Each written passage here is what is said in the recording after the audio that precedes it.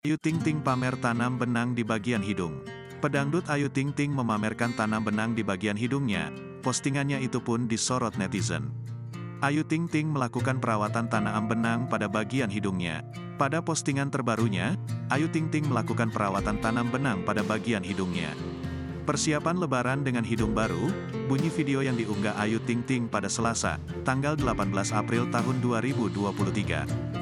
Perempuan yang tengah diisukan dekat dengan Boy William itu melakukan serangkaian step tanam benang hidung. Manfaat tanam hidung tak lain adalah membuat hidung terlihat lebih mancung dan proporsional. Di video itu, Ayu tampak menahan sakit saat bagian hidungnya disuntik. Namun, berkat tanam benang itu penampilan hidungnya kini berbeda. Ia pun menunjukkan hasil sebelum dan sesudah hidungnya ditanam benang. Postingan tersebut juga dibanjiri oleh komentar netizen.